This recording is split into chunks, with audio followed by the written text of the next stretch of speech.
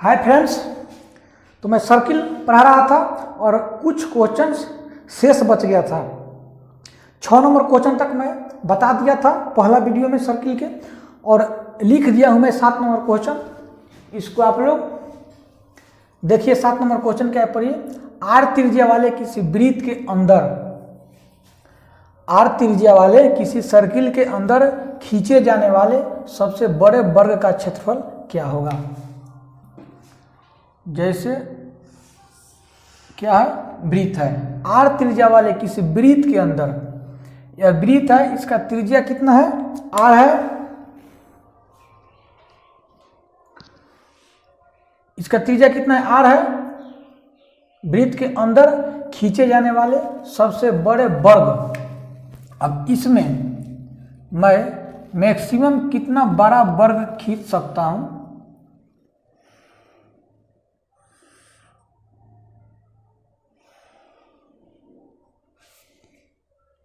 सबसे बड़े वर्ग का क्षेत्रफल क्या होगा।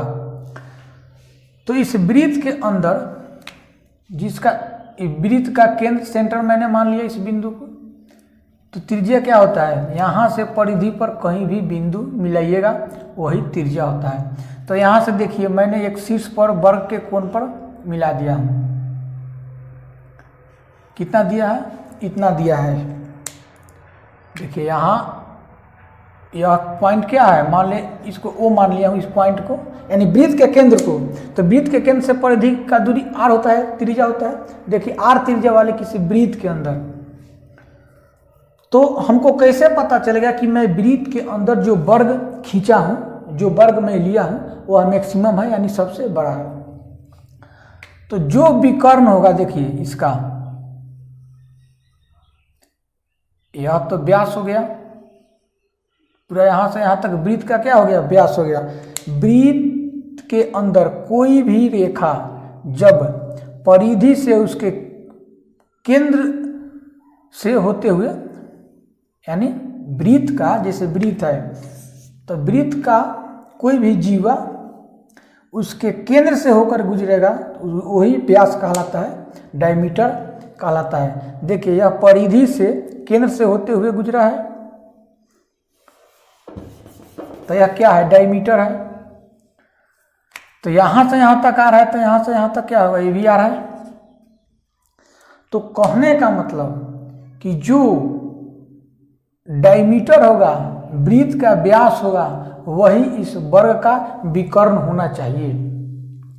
इससे बड़ा वर्ग का विकर्ण तो नहीं हो सकता है। इस वृत्त के अंदर, इस वृत्त के अंदर, सर्किल के अंदर मैं जो वर्ग लिया हूं, इस वर्ग का विकर्ण इससे बड़ा संभव है। कहने का मतलब कि जो वृत्त का व्यास होगा, डायमीटर होगा, वह वर्ग के विकर्ण के बराबर हो जाएगा। देखिए यह वर्ग का विकर्ण है ना, तभी जाकर के यह वर्ग मेरा मैक्सिमम, यानी वृत्त के अंदर सबसे बड़ा से बड़ा वर्ग हुआ। वृत्त का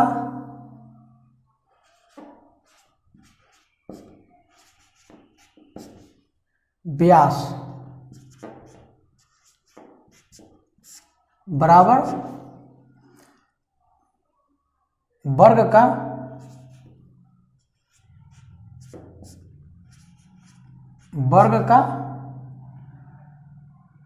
विकर्ण, डायगोनल,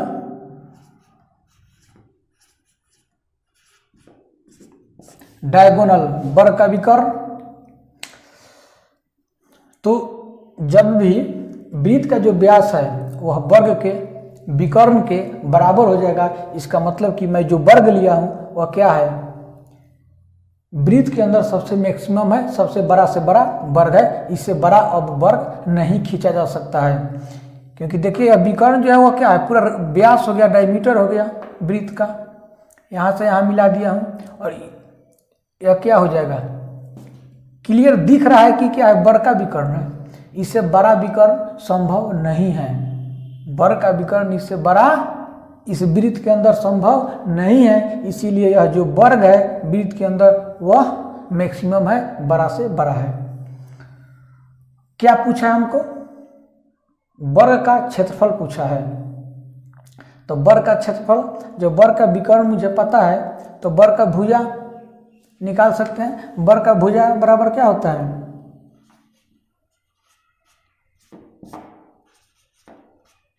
वर्ग का भुजा बराबर विकर्ण डायगोनल बटा √2। देखिएगा मेथड में मैं लिखा हुआ हूं, या मेथड नहीं भी याद है तो भी मैं कंसेप्ट से इसको बना सकता हूं। अभी चलिए पहले इसको बना देते हैं। तो वर्ग का भुजा बराबर वर्ग का विकर्ण बटा 2। तो विकर्ण क्या है मेरे पास, 2r बटा √2, यह भुजा हो गया।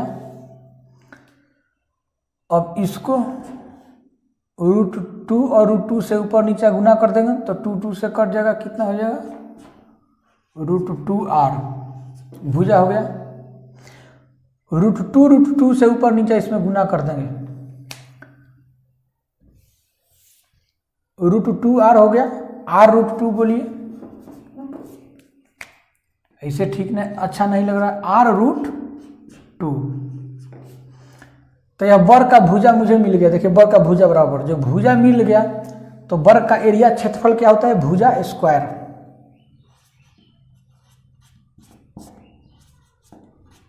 वर्ग का क्षेत्रफल बराबर भुजा स्क्वायर, इसका स्क्वायर कर देंगे, कितना होगा, r का स्क्वायर गुने 2, मतलब √2 का स्क्वायर 2 होगा, 2r²। वर्ग का क्या होगा, एरिया हो गया। अब मैं क्या बोला था कि वर्ग का भुजा बराबर विकर्ण बाई √2, याद नहीं है, तभी निकाल सकते हैं कोई। देखिए 8 नंबर क्वेश्चन, r त्रिज्या वाले किसी वृत्त के बाहर खींचे जाने वाले सबसे छोटे वर्ग का क्षेत्रफल क्या होगा। r त्रिज्या वाले किसी वृत्त के, यहां समझिए, या कोई वृत्त है सर्किल जिसका त्रिज्या क्या है, r है। यहाँ सर्किल वृत्त का केंद्र है। r त्रिज्या वाले किसी वृत्त के बाहर खींचे जाने वाले सबसे छोटे यानी मिनिमम, सबसे छोटे मिनिमम वर्ग का स्क्वायर का एरिया क्या होगा। अब आप लोग देखिए क्या देखना है कि इसके बाहर जो वृत्त है r त्रिज्या का, इसके बाहर सबसे छोटा यानी मिनिमम स्क्वायर वर्ग कैसे खींचेंगे, कितना होगा, वृत्त के बाहर सबसे मिनिमम छोटा वर्ग खींचना है। तो देखिए वैसा वर्ग होगा जो वृत्त के परिधि को स्पर्श करेगा। क्या बोला हूं कि वैसा वर्ग जिसकी भुजा वृत्त की परिधि को स्पर्श करेगा। देखिए इससे छोटा वर्ग वृत्त के बाहर संभव नहीं है। देखिए यह वर्ग का भुजा है, थोड़ा भी इसको छोटा कर देंगे तो वृत्त को काट देगा, वृत्त के अंदर घुस जाएगा। इधर से भी देखिए किसी वर्ग के यह भुजा, इसको थोड़ा छोटा करेंगे तो वृत्त के अंदर घुस जाएगा नहीं, यानी वृत्त के बाहर इससे छोटा, इससे मिनिमम वर्ग स्क्वायर नहीं ले सकते हैं। क्वेश्चन मेरा बोल रहा है कि वृत्त के बाहर, r त्रिज्या वाले वृत्त के बाहर सबसे छोटे वर्ग का क्षेत्रफल क्या होगा। तो r त्रिज्या वाले वृत्त के बाहर सबसे छोटा वर्ग यही होगा, इससे छोटा वर्ग संभव नहीं है। इसका एरिया पूछा है, क्षेत्रफल। तो अब देखिए यहां से यहां तक क्या है, त्रिज्या है, क्योंकि यह वृत्त का क्या है, सर्किल का केंद्र है, सेंटर है। तो यहां से यहां तक भी r हुआ, वृत्त के केंद्र से परिधि का, सरकमफ्रेंस का कहीं भी दूरी रेडियस होता है, त्रिज्या होता है। तो यहां से यहां तक r, तो यहां से यहां तक भी r, परिधि पर, केंद्र से परिधि पर। यहां से यहां तक भी r नहीं। तो कहने का मतलब देखिए यहां से यहां तक क्या हुआ, डायमीटर हुआ, व्यास हुआ, r plus R 2r, d बराबर डायमीटर बराबर व्यास बराबर 2r होता है।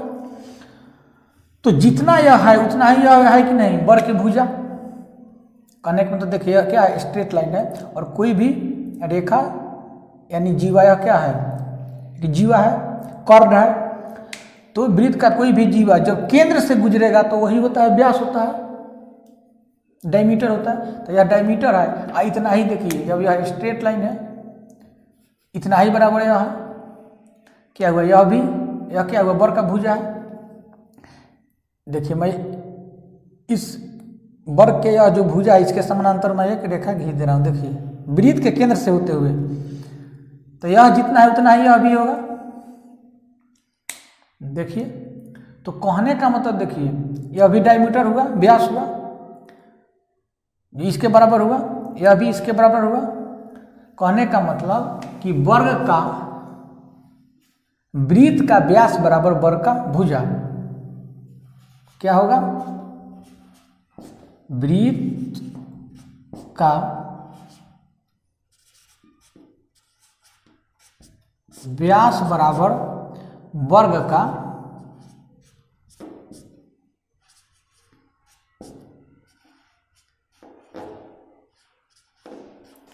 भुजा, साइड। तो वृत्त का व्यास कितना है, 2r। तो वर्ग का भुजा क्या है, यह भी 2r होगा। तो बोला है कि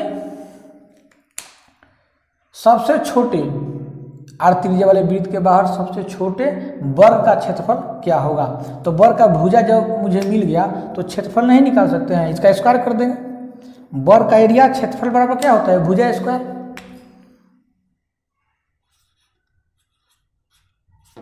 वर्ग का क्षेत्रफल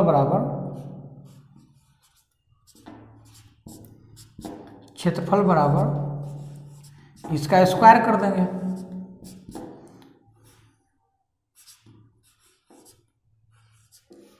इतना क्या होगा, आंसर होगा। आगे देखिए 9 नंबर क्वेश्चन देखिए। 9 नंबर क्वेश्चन क्या है कि ए लंबाई भुजा वाले किसी वर्ग के अंदर खींचे जाने वाले सबसे बड़े वृत्त का क्षेत्रफल क्या होगा। ए लंबाई भुजा वाले किसी वर्ग, देखिए वर्ग है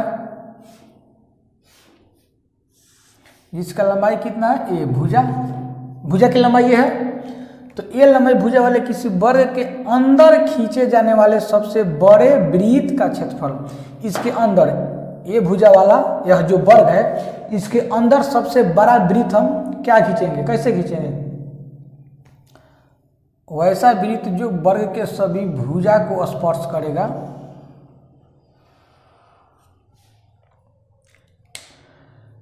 वर्ग के अंदर सबसे मैक्सिमम बड़ा वृत्त वही होगा जो वृत्त वर्ग के सभी भुजा को स्पर्श करेगा, वही वर्ग के अंदर सबसे मैक्सिमम बड़ा वृत्त होगा। तो सबसे बड़े वृत्त का क्षेत्रफल क्या होगा। अब देखिए यहाँ से यहाँ तक क्या है, ए है। तो यह जो वृत्त है इसके अंदर कहीं ना कहीं केंद्र होगा। जब मैं इसका डायमीटर व्यास ले लिया तो अब देखिए जो ए है व्यास के बराबर हो गया, यानी वृत्त का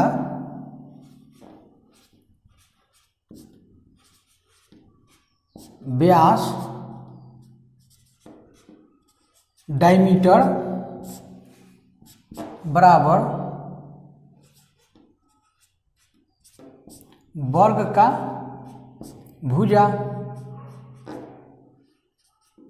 तो वृत्त का त्रिज्या कैसे निकालेंगे, या सेंटर है, सेंटर से परिधि पर कहीं भी त्रिज्या होता है। सेंटर से सरकमफ्रेंस परिधि की दूरी को त्रिज्या बोलते हैं, या त्रिज्या।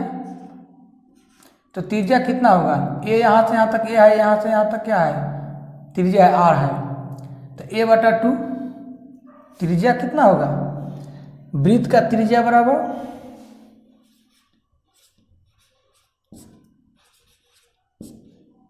वृत्त का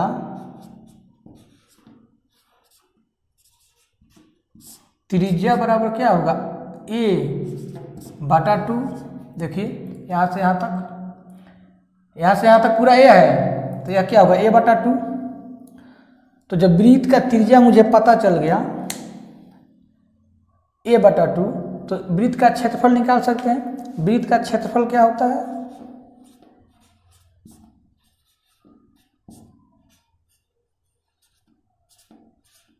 वृत्त का क्षेत्रफल बराबर पाई आर स्क्वायर। आर क्या है a बटा 2, इसका स्क्वायर पाई a स्क्वायर, और 2 का स्क्वायर करेंगे तो क्या होगा 4 होगा।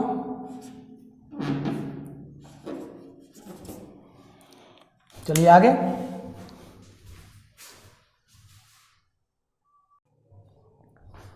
दस नंबर क्वेश्चन देखिए।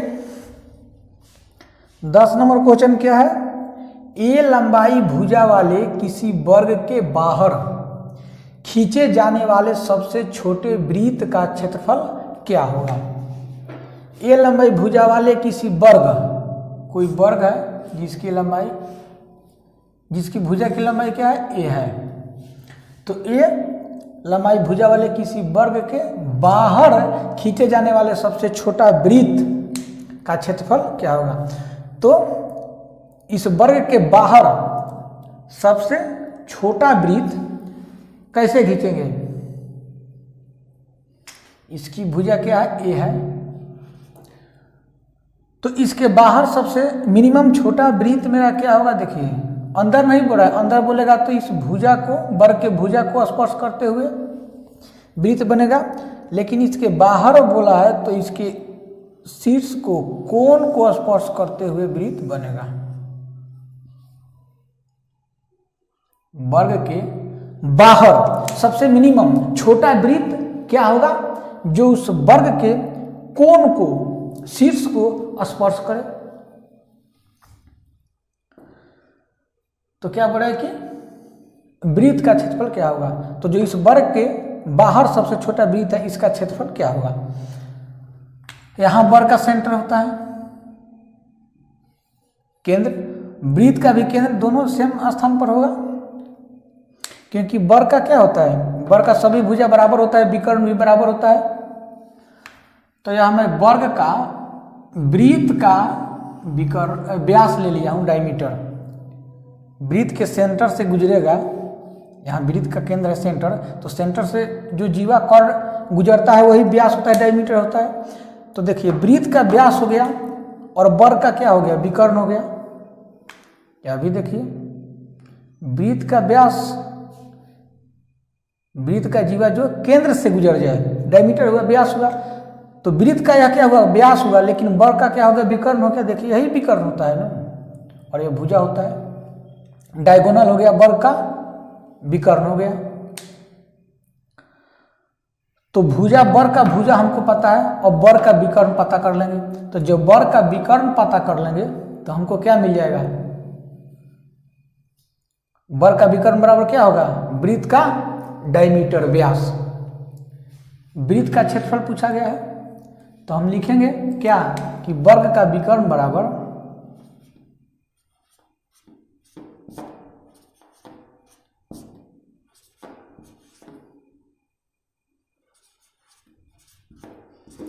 वर्ग का विकर्ण बराबर वृत्त का व्यास, डायमीटर।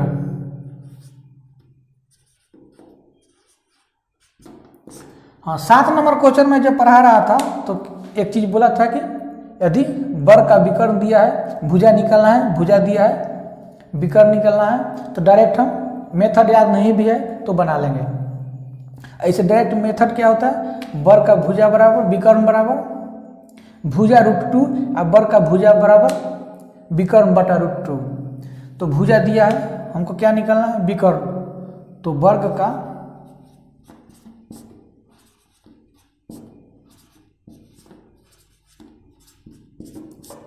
विकर्ण बराबर भुजा √2, भुजा गुने √2। तो भुजा क्या है मेरे पास, ए है, तो क्या हो जाएगा a √2 हो जाएगा विकर्ण, वर्ग का विकर्ण। देखिए ये तो मेथड हो गया, विकर्ण दिया है वर्ग का तो भुजा निकालेंगे, भुजा दिया है तो विकर्ण निकालेंगे। लेकिन यदि याद नहीं रहे मेथड, यह मेथड याद नहीं रहेगा तभी बना देंगे। कैसे बनेंगे देखिए, वर्ग का भुजा क्या होता है, बराबर होता है, वर्ग का भुजा बराबर होता है सभी भुजा। तो यह जब ए है तो ये भी ये होगा। तो यहाँ देखिए ई ये क्या हो गया, त्रिभुज हो गया। और यहाँ यह समकोण होता है वर्ग का, वर्ग का सभी कोण क्या होता है, समकोण होता है। तो त्रिभुज इतना इतना इतना को देखिएगा तो एक समकोण हो गया। समकोण के सामने जो होता है कर्ण होता है, तो यह हाइपोटेनियस हो गया, कर्ण हो गया। एक को लंब मानिएगा, दूसरा को आधार, दोनों तो इक्वल है, परपेंडिकुलर या बेस। यह तो हाइपोटेनियस हो गया। तो हम क्या बताएं कि हाइपोटेनियस बराबर क्या होता है, H बराबर त्रिभुज का हाइपोटेनियस बराबर कर्ण बराबर √, लंब स्क्वायर प्लस आधार स्क्वायर। उस मेथड से निकाल लीजिएगा आप लोग विकर्ण। विकर्ण दिया हो, भुजा पूछे तो भुजा निकाल लीजिएगा। चलिए, तो हमको अब यहाँ क्या मिल गया कि वर्ग का विकर्ण मिल गया। और वर्ग का विकर्ण बराबर यहाँ क्या हुआ, वृत्त का व्यास हो गया।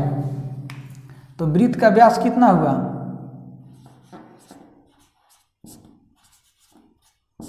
वृत्त का व्यास कितना हुआ, जितना वर्ग का विकर्ण है। तो वर्ग का विकर्ण कितना आया, a√2, a√2। तो हमको तो त्रिज्या कैसे निकालेंगे, वृत्त का व्यास बराबर इतना, तो त्रिज्या बराबर इसके क्या था, त्रिज्या बराबर a√2/2।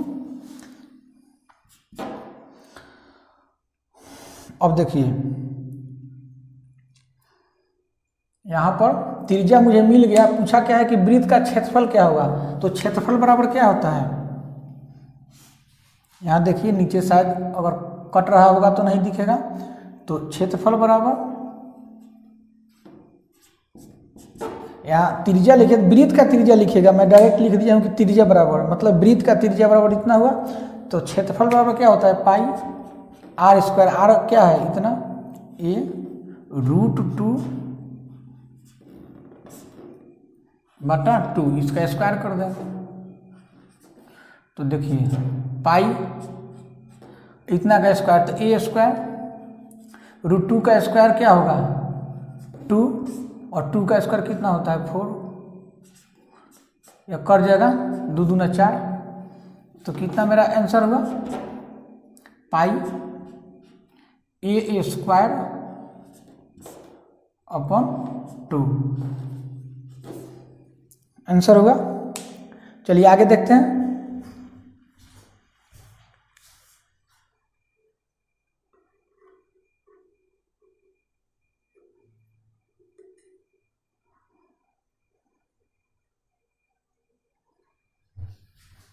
पूरा इसको देखिए, यहाँ पे कट रहा था, पूरा नहीं दिख रहा था।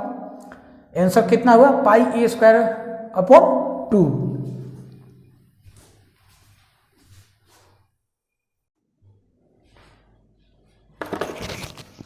आप लोग देखिए 11 नंबर पॉइंट, ये देखिए मैं जो बता रहा हूँ 7 नंबर से, यह क्या है, कंसेप्ट बता रहा हूँ मैं। पूरा क्वेश्चन तो मैं नहीं बता सकता हूँ। मैं क्या हमेशा बोलता हूँ कि पूरा कंसेप्ट मैं बता दे रहा हूँ। प्रत्येक टाइप का क्वेश्चन मैं बता दे रहा हूँ। जितने टाइप का कंसेप्ट होता है पूरा मैं बता देता हूँ। किसी बुक को आप लोग बनाइएगा, प्रत्येक क्वेश्चन बनेगा।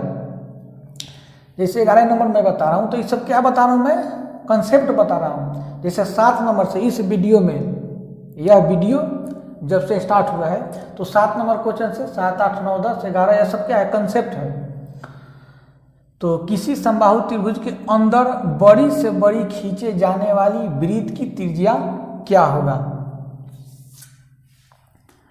कंसेप्ट मेन चीज होता है। इसको जैसे मैं समझा दिया, अब इस पर जितना क्वेश्चन आएगा आप लोग से बनेगा। किसी क्या बोल रहा है कि किसी समबाहु त्रिभुज के अंदर बड़ी से बड़ी खींचे जाने वाले वृत्त की त्रिज्या क्या होगा। जैसे मैं कोई समबाहु त्रिभुज ले लिया हूँ, मान लिया कि ABCD कोई समबाहु त्रिभुज है,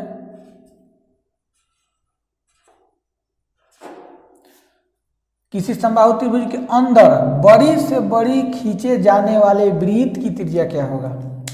तो इसके अंदर यह जो ABCD समबाहु त्रिभुज है, इसके अंदर वृत्त खींचेंगे तो इसके अंदर बड़ा से बड़ा वृत्त कौन होगा, जो इस भुजा को स्पर्श करेगा। देखिए यही समबाहु त्रिभुज के अंदर बड़ी से बड़ी भुजा हुआ। दिमाग में क्या आप लोग को रखना है कि जो समबाहु त्रिभुज के अंदर वृत्त होता है उसको अंतःवृत्त बोला जाता है। ठीक, क्या बोला जाता है, अंतःवृत्त, इन सर्किल। और जो बाहर होता है, बाहर वाला इसके बाद बताऊंगा, अभी इसको समझिए। तो जो त्रिभुज के समबाहु त्रिभुज के अंदर होता है उसको अंतःवृत्त बोला जाता है। तो जो हम समबाहु त्रिभुज के बड़ी से बड़ी समबाहु त्रिभुज के अंदर जो हम बड़ी से बड़ी वृत्त सर्किल लेते हैं वह क्या हुआ, इन सर्किल हुआ, यानी अंतःवृत्त हुआ। तो अंतःवृत्त हो गया, इसका कहीं ना कहीं केंद्र होगा, तो इसका जो त्रिज्या होगा वह अंतःवृत्त की त्रिज्या होगा, अंतःवृत्त की त्रिज्या होगा। अब देखिए, तो डायरेक्ट जैसे होता क्या है, खींचे जाने वाले वृत्त की त्रिज्या क्या होगा। इसका मतलब कि क्या हमसे पूछा जा रहा है कि अंतःवृत्त की त्रिज्या पूछा जा रहा है।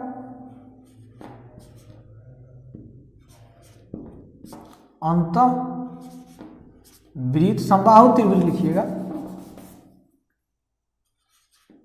समबाहु त्रिभुज के अंदर है ना, समबाहु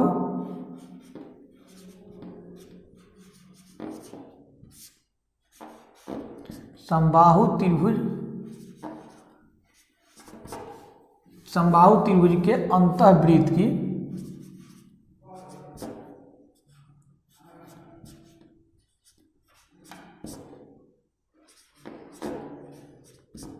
अंतःवृत्त की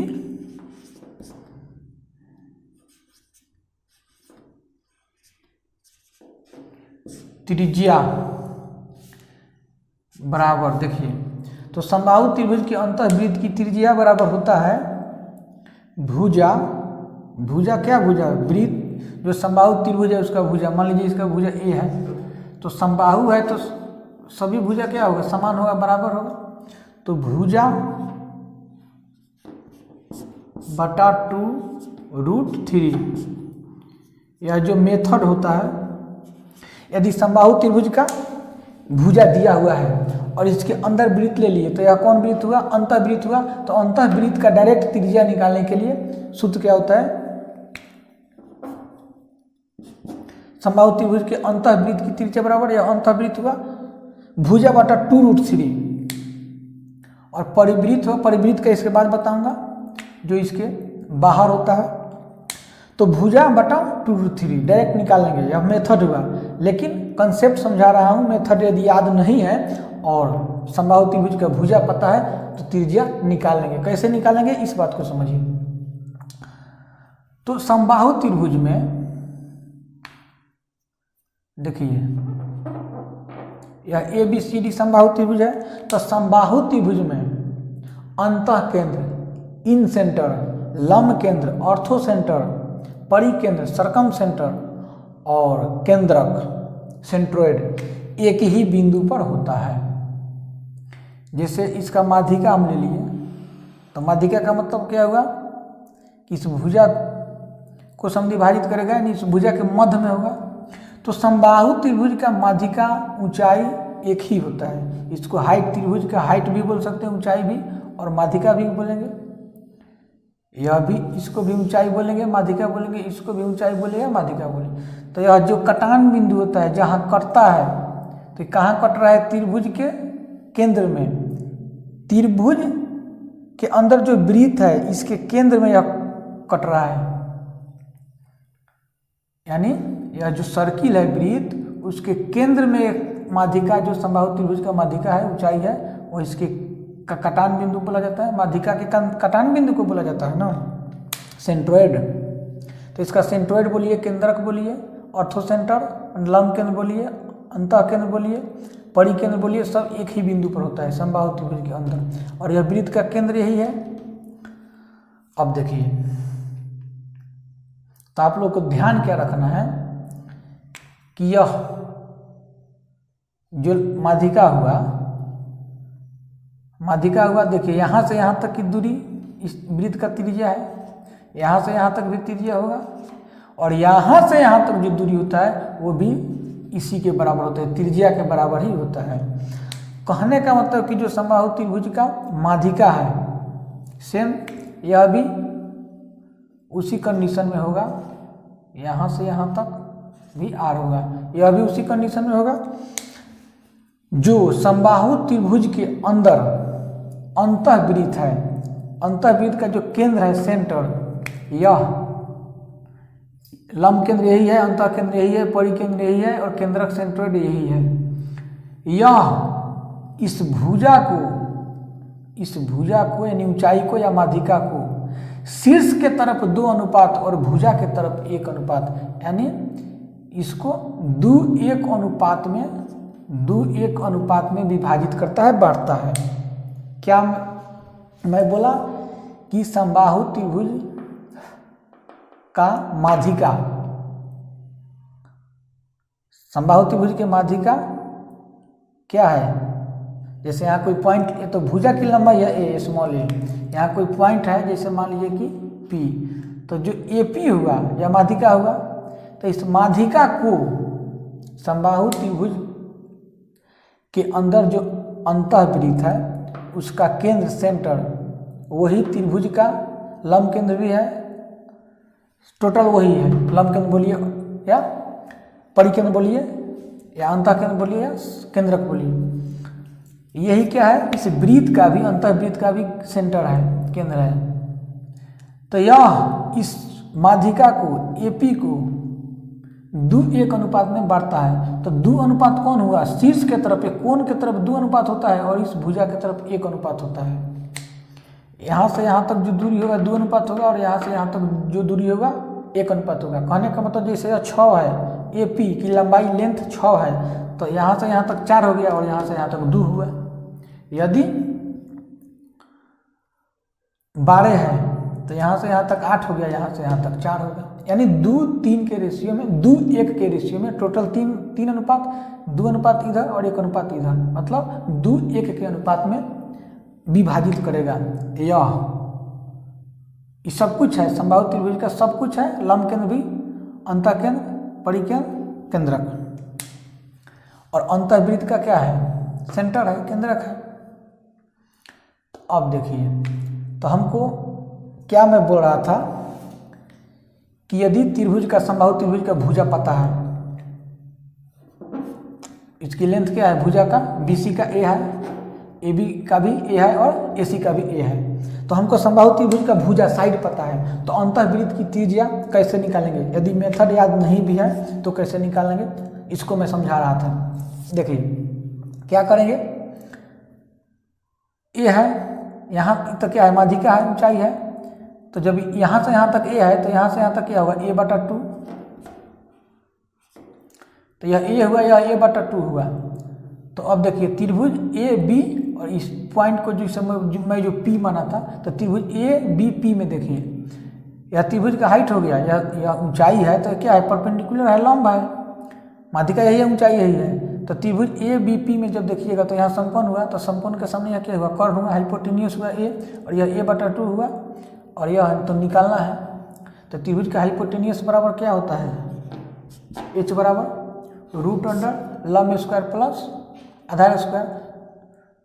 यह आधार हुआ, बेस हुआ, क्योंकि यह लंब है, परपेंडिकुलर है, तो परपेंडिकुलर के सामने कर्ण होता है, और जिस पर यह लंब होता है वह क्या होता है, बेस होता है। तो बेस का स्क्वायर, आधार का स्क्वायर,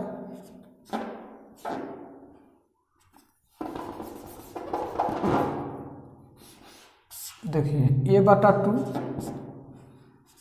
इसका स्क्वायर प्लस, इसको तो निकालना ही है, इसको क्या करना है, निकालना है, AP लिख दे रहे हैं, प्लस AP का स्क्वायर। अब क्या करेंगे, दोनों तरफ वर्ग कर देंगे तो ए स्क्वायर, तो वर्ग कर दिए तो रूट हट गया, ए स्क्वायर बटा 2 plus A P square.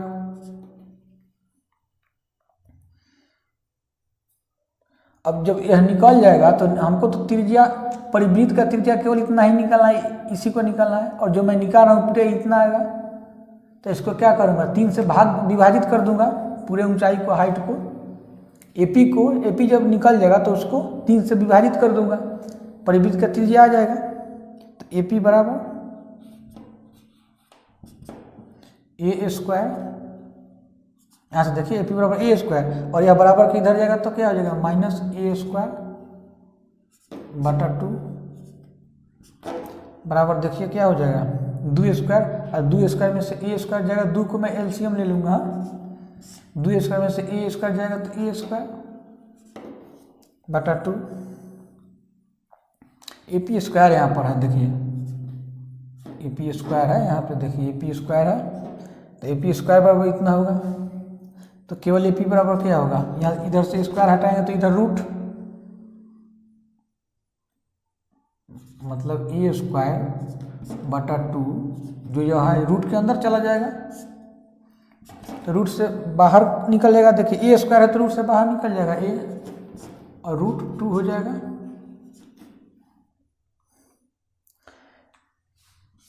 A P बराबर कितना आया, ए बटा रूट 2 आया, इतना लेंथ आ गया, हमको निकालना है केवल इतना, तो देखिए इतना इतना इतना, 3 भाग में तीसरा भाग निकल जाएगा, 3 से विभाजित कर देंगे इसको तो परिवृत्त का, अंतःवृत्त का त्रिज्या आ जाएगा, तो इसको 3 से जब मैं भाग दे दूंगा, 2 है रूट 2 है, तो कितना हो गया ए बटा 3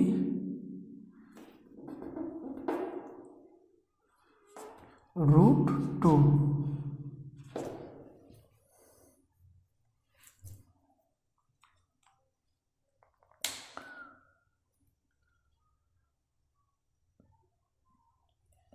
इतना आ गया ए बटा 3 रूट 2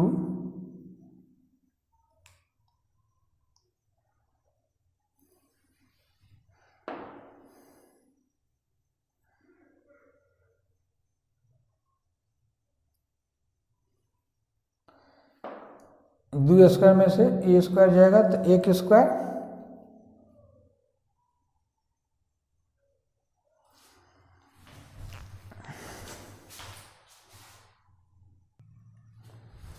देखिए यहाँ मिस्टेक हुआ था, ए बटा 2 का स्क्वायर है ना, तो दोनों तरफ मैं स्क्वायर कर दिया था, या स्क्वायर करने की कोई जरूरत नहीं है, मेथड ही होता है कि इतना का स्क्वायर बराबर, डायरेक्ट सेम बात वही हुआ है, इतना का स्क्वायर बराबर इतना का स्क्वायर प्लस इतना का स्क्वायर, तो इतना का स्क्वायर मैं लिखा हूँ, तो देखिए ए स्क्वायर कर दिया हूँ, लेकिन यहाँ 2 का भी तो स्क्वायर होगा, रूट से निकल गया, स्क्वायर कर दिया दोनों तरफ, रूट से निकल गया, तो रूट से जब निकल जाएगा तो ए बटा 2 पर होल स्क्वायर है ना, तो ए स्क्वायर मैंने कर दिया था, लेकिन यह 2 क्या हो जाएगा 4 हो जाएगा,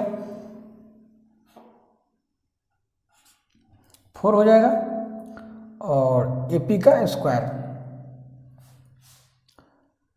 तो ए पी बराबर ए स्क्वायर माइनस ए बटा 4 स्क्वायर,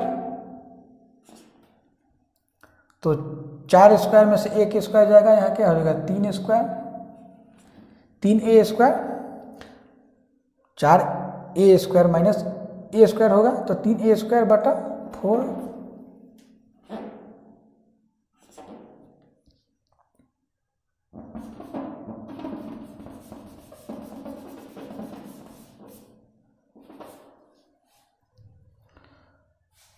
कितना हुआ ए पी स्क्वायर बराबर इतना हुआ, तो ए पी बराबर रूट में इसको डाल देंगे, ए पी स्क्वायर बराबर इतना हुआ, तो केवल ए पी बराबर क्या होगा, इसको रूट में डाल देंगे, तो रूट में डाल देंगे तो देखिए रूट 3 और ए स्क्वायर है तो रूट से तो बाहर ही रहेगा, तो ए होगा। और यह क्या है 4, तो जैसे मान लीजिए कि इस पर रूट हो गया तो 4 का वर्गमूल होता है ना 2, तो ये भी बाहर हो जाएगा। इस पर रूट कर दीजिएगा, देखिए आ जाएगा इतना।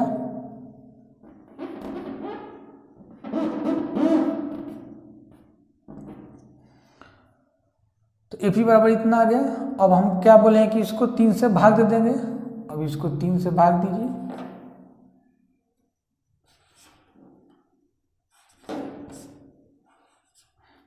तीन से भाग देंगे। अब रूट 3 ए और 2 और 3 को रूट 3 लिख सकते हैं। रूट 3 गुने रूट 3, एक रूट 3 से एक रूट 3 कट गया, क्या बचा a बटा 2 रूट 3।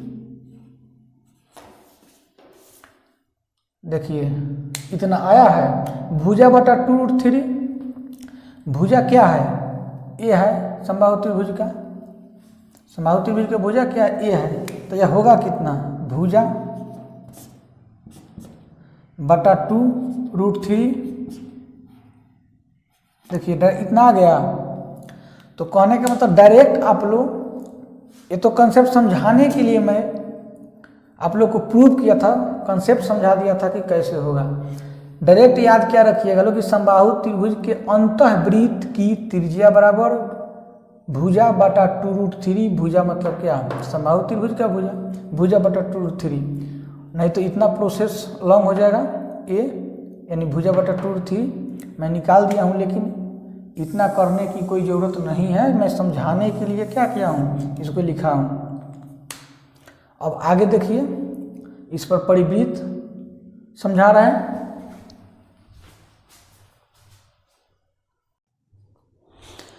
बारह नंबर पॉइंट देखिए, किसी समबाहु त्रिभुज के बाहर खींचे जाने वाली छोटी से छोटी वृत्त की त्रिज्या क्या होगी। जैसे यह क्या है, समबाहु त्रिभुज है, समबाहु त्रिभुज है। किसी समबाहु त्रिभुज के बाहर खींचे जाने वाली छोटी से छोटी वृत्त की त्रिज्या क्या होगी। तो इसके बाहर हमको खींचना है जो मिनिमम है, यानी छोटा से छोटा वृत्त होगा। तो इसके बाहर जब भी छोटा से छोटा वृत्त खींचेंगे समबाहु त्रिभुज के, तो समबाहु त्रिभुज के जब भी बाहर छोटा से छोटा वृत्त खींचेंगे तो वह वृत्त इस त्रिभुज के शीर्ष को यानी कोण को स्पर्श करेगा, इसको स्पर्श करेगा।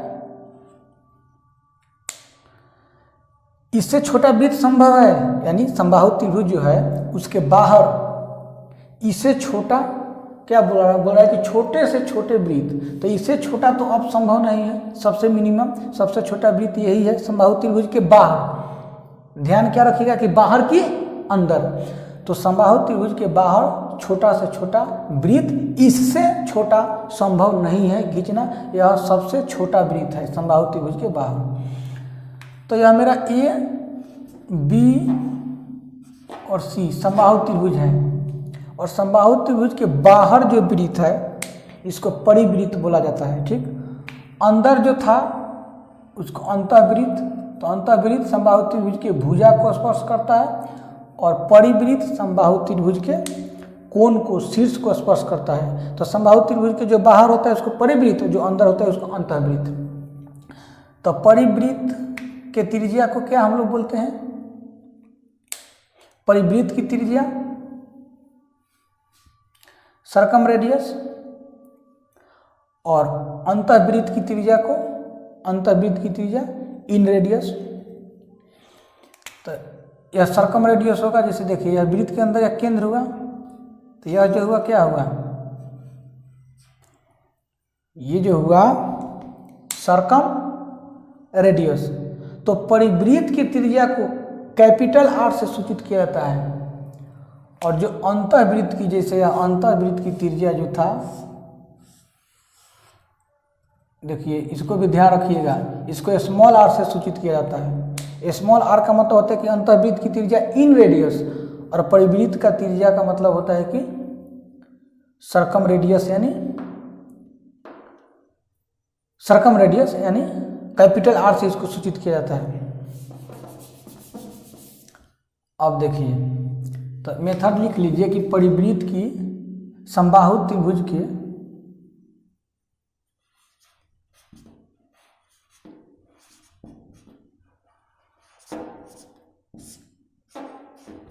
समबाहु त्रिभुज के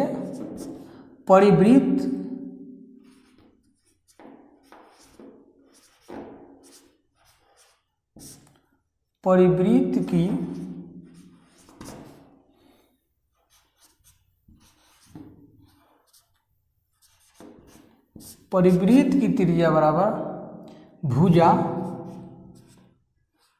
समबाहु त्रिभुज की भुजा बटा √3 और अंतःवृत्त की 2√3, यानी जो अंतःवृत्त की त्रिज्या होता है वह परिवृत्त की त्रिज्या की क्या होता है, आधा होता है, हाफ होता है। देखिए मैं जो लिखवाया था कि अंतःवृत्त की परिवृत्त की त्रिज्या है भुजा बटा √3 और अंतःवृत्त की त्रिज्या क्या था, भुजा बटा 2√3, यानी जो अंतःवृत्त की त्रिज्या होता है वह परिवृत्त की त्रिज्या का आधा होता है, हाफ होता है। चलिए, तो जैसे मान लीजिए कि भुजा कुछ है, जैसे ए है समबाहु त्रिभुज, समबाहु त्रिभुज की भुजा ए है, तो क्या हो जाएगा ए बटा √3।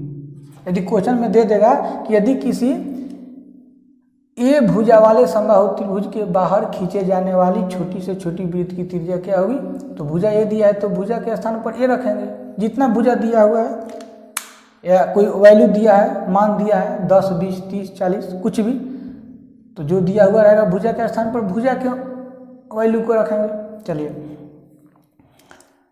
तो अब इसको भी निकाल सकते हैं। यदि मेथड याद नहीं है कि परिवृत्त की त्रिज्या बराबर भुजा बटा √3, तो इसको भी निकाल सकते हैं। कैसे निकालेंगे, तो देखिए इतना तो आप लोग को पता हो गया कि जो समबाहु त्रिभुज का माध्यिका होता है या ऊंचाई होता है क्या होता है, सेम होता है, एक ही होता है, और यह माध्यिका का मतलब ये हुआ कि मध्य बिंदु पर, यानी यह हो जाएगा a बटा 2।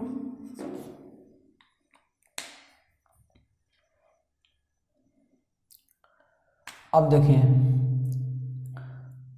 तो ए पता चल गया, a बटा 2 यह पता चल गया, और ये तो परपेंडिकुलर होगा ही लंब, तो यह हाइपोटेनियस हो गया, यह बेस हो गया आधार, और यह लंब हो गया। तो लंब निकाल लेंगे, और लंब निकालने के बाद अब इसको देखिए हमको कितना चाहिए, अब इसको 3 से भाग नहीं देंगे, इसको 2 बटा 3 करेंगे, क्योंकि यह 2 अनुपात हमको चाहिए। देखिए यहाँ से यहाँ तक न हुआ कैपिटल आर, यानी परिवृत्त की त्रिज्या। अंतःवृत्त की त्रिज्या में क्या था, केवल यहाँ से यहाँ तक, यहाँ से यहाँ तक ही चाहिए था। अब हमको यहाँ से यहाँ तक चाहिए। देखिए यहाँ से यहाँ तक चाहिए, यहाँ से यहाँ तक चाहिए। यह जो होगा मेरा, यह हुआ परिवृत्त। केवल इतना से अब मतलब नहीं है, यह अंतःवृत्त था, अंतःवृत्त का डबल। देखिए यहाँ भी आप लोगों को मेथड से क्या दिख रहा है कि परिवृत्त की त्रिज्या अंतःवृत्त की त्रिज्या का दोगुना है। तो यहाँ कहने को तो जो हाइट है मेरा, जो यह केंद्र है, यह इसको शीर्ष की तरफ 2 अनुपात और भुजा की तरफ 1 अनुपात में बांट रहा है। तो यह 2 अनुपात देखिए, यह वृत्त हुआ, वृत्त का केंद्र है ना, परिवृत्त देखिए, अंतःवृत्त नहीं। तब इतना मेरा होगा ना परिवृत्त, यानी यहाँ से यहाँ तक अंतःवृत्त के डबल, 2 गुना। तो अब हम जो हाइट मिल जाएगा मेरा, उस हाइट में कितना से गुना कर देंगे। जैसे देखिए निकाल दे रहे हैं a बराबर, यानी हाइपोटेनियस बराबर कर्ण बराबर क्या होता है, तो इतना स्क्वायर बराबर क्या होता है, a स्क्वायर बराबर a बटा 2 आधार स्क्वायर प्लस लंब स्क्वायर। लंब हमको चाहिए, यहाँ मैं कोई बिंदु मान लिया P, तो AP, तो AP का स्क्वायर, तो AP का स्क्वायर बराबर देखिए a स्क्वायर और इसको बराबर के उधर ले जाएंगे तो माइनस कर देंगे, तो ए स्क्वायर, और इस पर भी 2 पर स्क्वायर है तो 2 का स्क्वायर क्या हो जाएगा 4, 4। देखिए तो 4 ए स्क्वायर में से ए स्क्वायर जाएगा तो 3 ए स्क्वायर और बटा 4। तो ए पी बराबर क्या होगा, ए पी स्क्वायर बराबर इतना है तो ए पी बराबर क्या होगा, इस पर रूट कर देंगे। जब इस पर रूट कर देंगे तो क्या हो जाएगा √3, और ए स्क्वायर तो रूट से निकल जाएगा क्योंकि ए स्क्वायर का वर्गमूल ये होता है, और 4 का वर्गमूल 2। इस पर रूट कर देंगे तो देख लीजिए, इस पर रूट कर देंगे तो √3 ए और बटा 2। अब ए पी आ गया, तो इसमें अब इसको क्या करेंगे, यहाँ ध्यान देने की जरूरत है।